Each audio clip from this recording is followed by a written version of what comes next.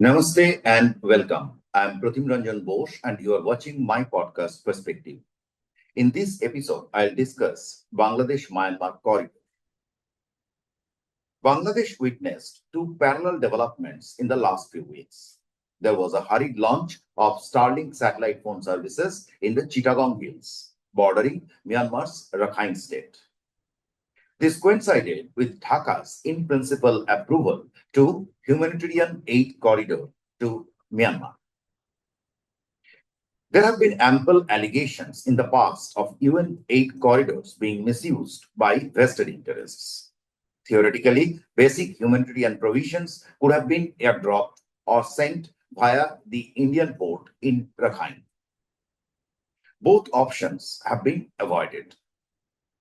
The Chittagong Hills are under the control of the Bangladesh Army, which has divided the area into zones. Civilians from the plains are not allowed free movement into the hills. Even the hill residents require permission to travel from one zone to another. This implies that goods will be transferred under tight secrecy. People would love to believe that Starlink would provide additional communication security. Notably, Starlink is a commercial offshoot of Starship, which is used by the US military. Communicating via foreign satellites is a highly contentious issue. This is due to surveillance concerns. The terrorists behind the recent carnage in Kashmir used Chinese satellite phones. India is now taking multinational help to crack the codes. What is difficult for India is even more so for Bangladesh. Goods will be moved through Bangladeshi territory into Myanmar without much official or unofficial scrutiny by the local government. The military involvement on all sides is the most critical aspect of the deal. Any political government would likely have resisted it. Sheikh Hasina warned the world about interference from white people, quote unquote, in 2023. Looking back, the Joe Biden administration passed the Burma Act in 2021, which was further strengthened in 2022. Ostensibly, the act aims to neutralize the Myanmar army's grip on the country using human rights as a lever. Hasina made foreign plans public in 2023. In mid-2024, she was ousted through a popular uprising. She was replaced by Dr. Muhammad Yunus administration, who was close to the then US government under the Democrats. Dr. Yunus is a family friend of the Obamas and the Clintons. The Yunus administration accused Hasina of involvement in around 800 plus deaths. The United Nations Human Rights Commission increased the count to 1,400. One curious similarity between the two studies is that neither investigated the provocations faced by Hasina administration during the July uprising. According to official reports, 44 policemen were killed. Unofficial reports say that 9 months after the incident, there are still 180 plus policemen who remain missing. The local government has issued legal indemnity to the killers of the police personnel and responsible for other violence. No one probed how military-grade arms reached people in plain clothes, as was visible in video footages. The issue was once raised by a member of the US Yunus cabinet. The identity of those people in plain clothes are also unknown. It was not clear why the Hasina government would order mass killings, knowing fully well that it would go against them only. Once in power, the Yunus administration ordered trial of Hasina government. Neither the UN nor the West has so far questioned the legal process followed by Bangladesh. They took a different stance during the trials of 1971 war criminals by the same court that was initiated by Sheikh Hasina in 2009. The Islamic flagship party, Jamaat-e-Islami, which had collaborated with the Pakistani army during Liberation War, was at the receiving end of 1971 war crimes trial. Now, Jamaat-led Islamists are in the driver's seat. They form the principal political support base of the interim administration led by Dr. Yunus. It is said that Jamaat enjoys international backing. Experience shows that human rights can be an weapon of selective use. Western media's focus on China's human rights abuses has followed a clear pattern. It wins whenever the West needs Beijing's cooperation, as was seen during the 2008 financial crisis.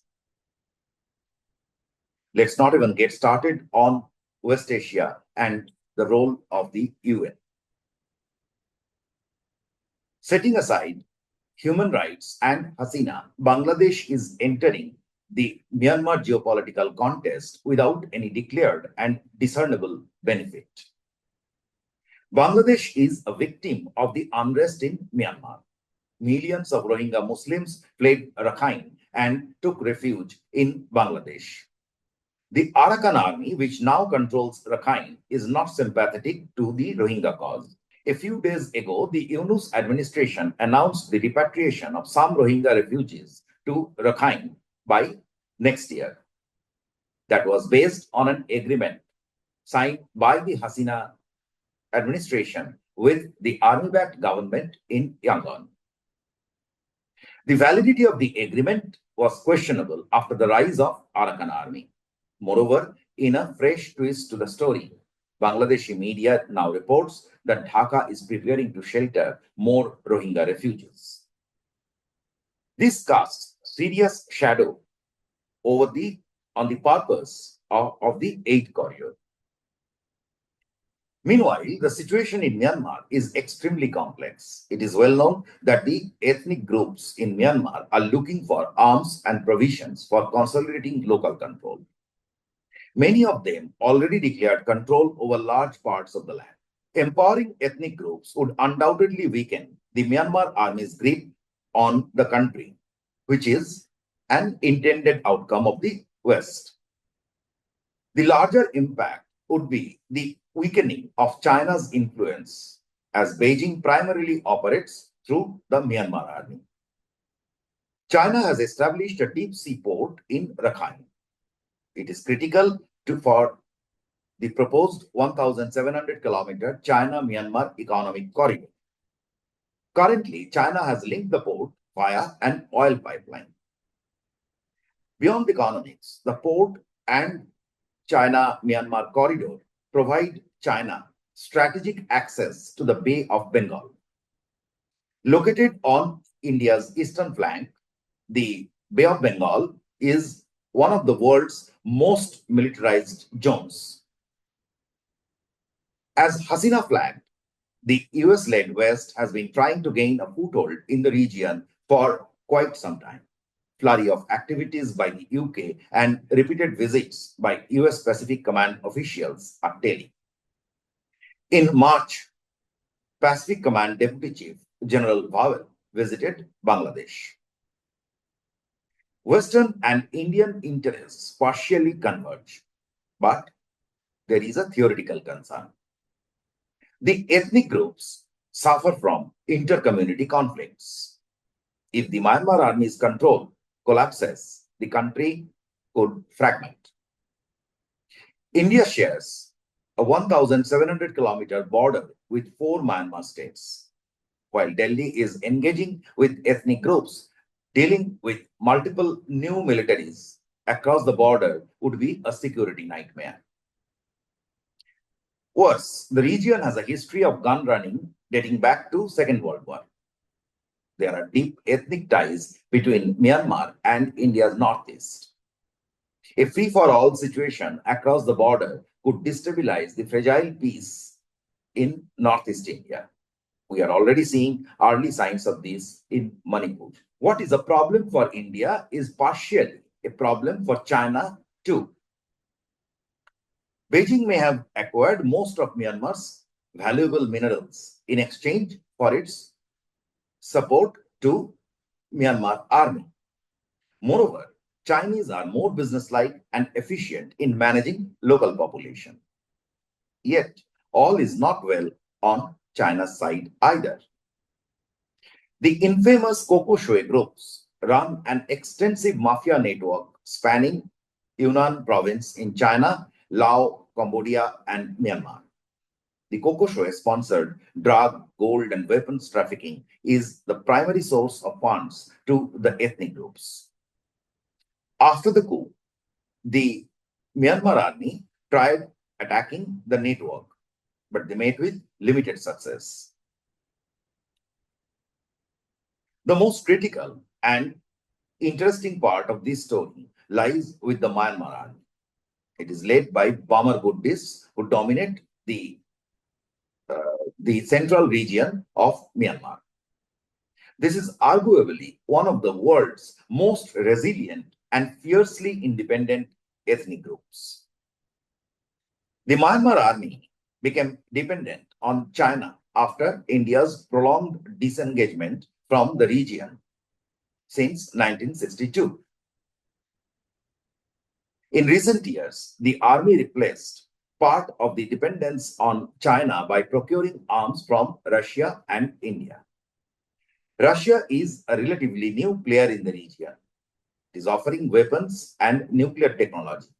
The second one went to Bangladesh, where India is a collaborator.